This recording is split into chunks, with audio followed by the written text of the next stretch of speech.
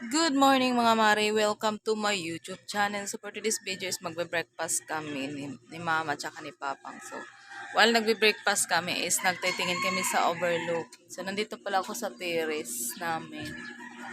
Ayan. So hindi pa siya natapos. Malaki pa yung gagawing trabaho. Ayan. Overlooking namin. Maganda dito siya tumambay pag gabi. Bahay namin. Si Papang, si Mama, nagbe-breakfast sila. Ay, hindi niya pala sa Bagyo. Kalain.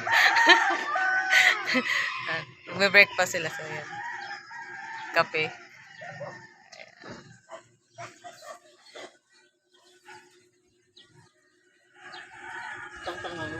Inita. Ayan na. Diba na? Nasa taas kasi kami nasa second floor. Ayun, may mga batang dumadaan papuntang school. So yung school namin is malapit lang kasi dito lang banda yan. Ito yung bahay namin, isang lang school na yan. Hindi masyadong magastos pagdating sa elementary dito kasi nga malapit lang sa school. Ayan. Tapos dito naman is dito tayo. Tama ba tayo? Ay, may mga pa pala, may mga gamit pa pala si Papang dun sa tabi-tabi kasi hindi pa niya natapos to. Kailangan ayan. Ito yung to pa lang yung year na nasira nung bagyong Odette noon. Medyo hindi pa nga naayos kasi nga wala pa kaming budget.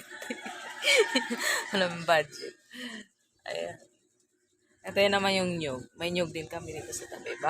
Pag may buko na yun is akit siguro ako dyan.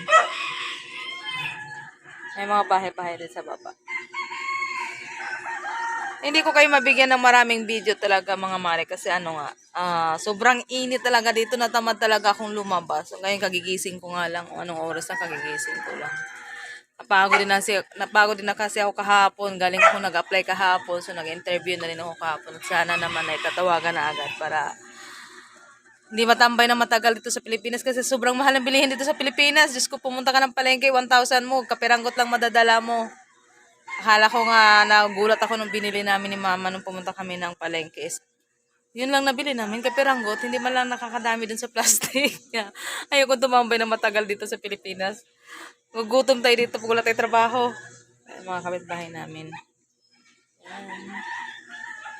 Informa ng tatay ko pag nagbe-breakfast yan siya. Pang! Hi, Pans! Hi, Pans! Sobrang haba ng buhok ng tatay ko, no? Ayan, mabalbas din siya. Mahaba ang buhok ko. Ayan. Diba? Feeling model sa atang nito, feeling model sa shampoo. Oh. Ayan. Mag-breakfast na ako.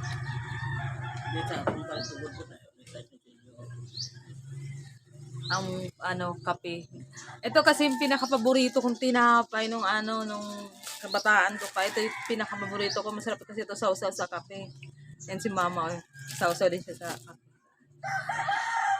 So yun lang guys, may share ko sa inyo ngayong araw na to. Thank you so much for watching. Please subscribe to my YouTube channel. Paki-click na rin ang notification bell para updated kayo lagi sa aking mga bagong upload na video. Thank you so much and God bless you all. Bye-bye!